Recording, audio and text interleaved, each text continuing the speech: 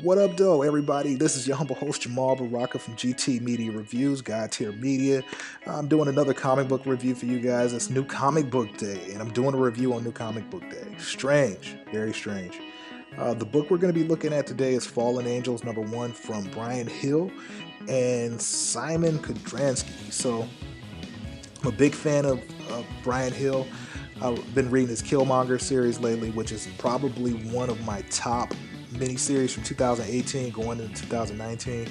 I also found him on Detective Comics. He had an amazing arc in in Detective. And I think of all of the writers, aside from Jonathan Hickman, he may even be better than Jonathan Hickman in telling a straightforward story. So although they're different, he's not quite as cerebral. Well, actually, I'm not going to say cerebral. He's actually more cerebral than Jonathan Hickman, but he's not as detailed as far as the way he tells his stories.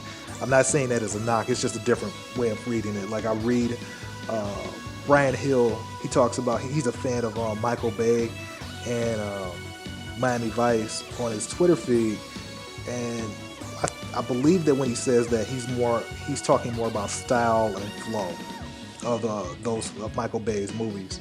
It's not necessarily that they're not complicated or less intricate. They have a flow to them, and that flow carries over into Fallen Marbles. The team that's in here, we see Kawanna, not Elizabeth Braddock. We have Kawanna, aka Psylocke. We have X-23.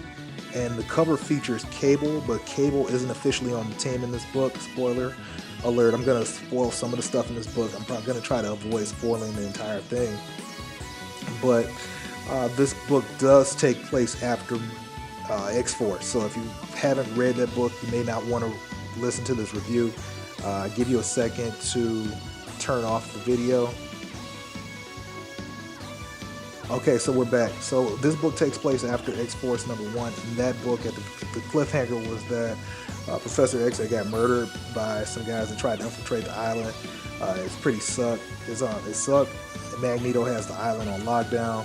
It's not letting anybody on or off, which sucks for Kawanna because she gets a message while she's meditating that there's a mission for her.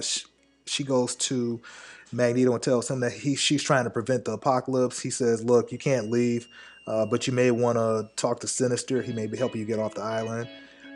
Wink, wink. So she goes to talk to Sinister, and there's a really cool exchange between Kawanna and Sinister. It's probably one of my best exchanges out of this entire House of X Powers of 10 arc, mainly because Sinister feels to me in the writing he comes off as being bored, but it stuck with me. Now the difference between this Sinister and Brian Hill and Hickman's Sinister is that Hickman's Sinister is very flamboyant, and he's just really over the top with the theatrics. Here Sinister comes off as being more subdued, and I want to say not necessarily introspective, but he's not laying all his cards on the table. He's a mad scientist, and he's more interested in what's going on with people as opposed to he's more interested in why people do what they do and their thought process behind it. And in a brief exchange, Kawanna asks, and he says, when she's trying to get off the island, she goes back to him and says, "You constantly break the laws of nature, don't you?" And he says, "My dear, nature has no law." And then he goes into a totally left field with the conversation. He says, "Nature has no law. What was it like the first time you killed somebody? How did that change you, Psylocke?" And she says, "Sinister, I'm trying to prevent an apocalypse." So she's like trying to get the conversation on track, but he's like, he doesn't care. He says, "Apocalypse is a blue man with a very bad temper and none of my concern. You disturb my work. Be mindful not to bore me, Psylocke. I ask you a question." And she says, "Killing made me realize that life only matters when you choose to make it matter." He said, "Where were you when Braddock was your puppeteer? Looking out of your eye windows, watching her control your body, control your hands?" She says, "I was burning, screaming, but no one could hear me. You could kill her now, punish her. You could get a few new scars, but I doubt she could stop you. How would you kill her? The same way I kill anyone, quickly. Would you allow her to scream? Enough, Sinister, help me leave Krakoa.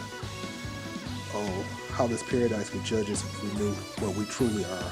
Passage granted. Go clear your apoth. Chase your apoth. Psylocke, but don't do it alone. No one trusts me here, she says. I'm sure someone else needs something to destroy. Find them. My work calls. Thank you for not being boring. So she gets off the island and goes and tries to find this apotheosis or apoth figure that she's trying to track down. And that's where we get our few action beats. This book isn't really action heavy. It's basically an assembly of the team, but the difference here, as opposed to the other teams, this book seems to justify its existence. It's just kind of like with New Mutants, the characters were thrown together.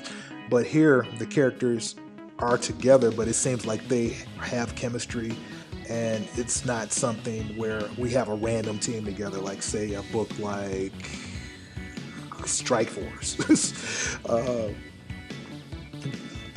X-23's bored, and since she's a clone of Wolverine, she basically is in the same position that Wolverine is. They're on the island, and the island feels safe, but she's like, who wants to be safe all the time? Who wants to be, not have, it's being in paradise isn't exciting.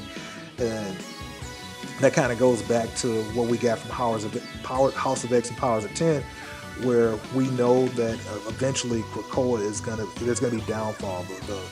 There's gonna be some conflict here. It's gonna blow up. It's just a matter of who's gonna spark the conflict.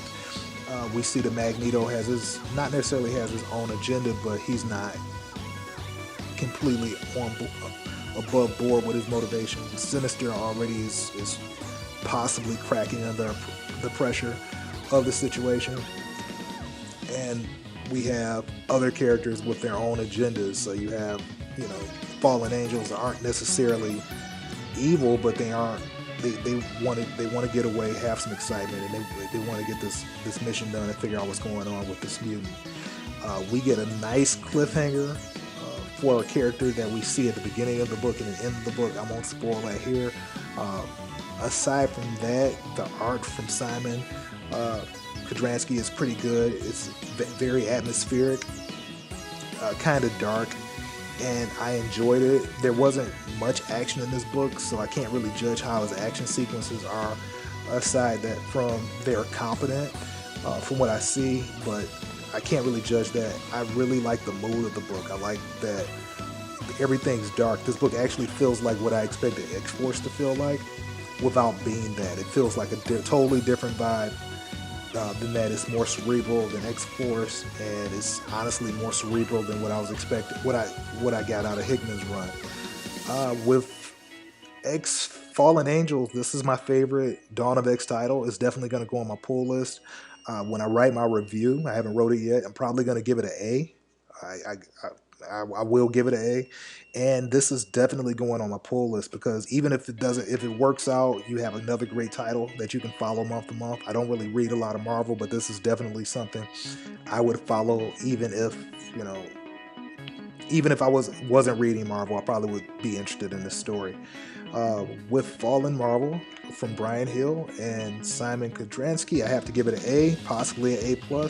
It's a really good book and a recommend. So if you're kind of like overloaded with these X titles, I really think you owe it to yourself to read this one. It's just a solid comic book from beginning to end.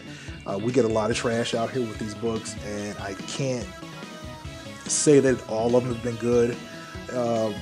Most of them are hit and miss, but I really think, like, if you saw